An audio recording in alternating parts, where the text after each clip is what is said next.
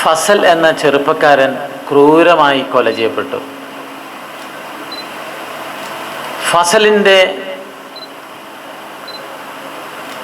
കട്ട പിടിച്ച ചോരയിൽ മുക്കിയ ഉറുമാല്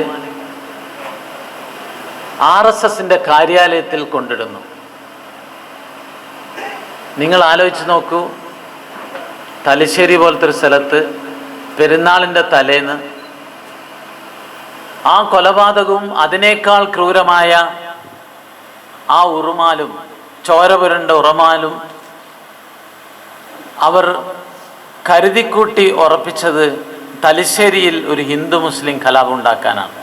ഇവരുടെ പിണറായി വിജയന്റെ വിശ്വാസവിരുദ്ധ നിലപാടിനെതിരാണ്. മിസ്റ്റർ പിണറായി, ഇപ്പോൾ നിങ്ങൾ പറയുന്നു ഞങ്ങളുടെ നിലപാട് മാറ്റിയത് കേരളത്തിലെ ജനങ്ങൾ വിശ്വസിക്കണമെങ്കിൽ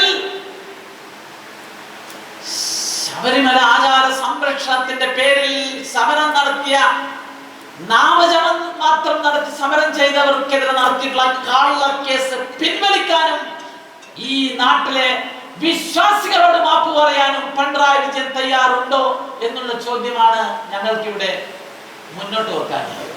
വസുദൈവ കുടുംബകം അല്ലെങ്കിൽ ലോക സമസ്ത സുഖിനോ ഭവന്തു എന്ന ഋഗ്വേദനാമങ്ങളെ അടിസ്ഥാനപ്പെടുത്തി തന്റെ ജീവിതം പരവപ്പെടുത്തിയ ഒരു കരുത്തരായ വിശ്വഗുരുവാണ് നമ്മുടെ പ്രധാനമന്ത്രി നരേന്ദ്രമോദി.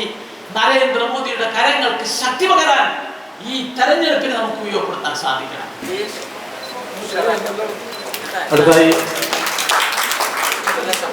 മണ്ഡലം അധ്യക്ഷൻ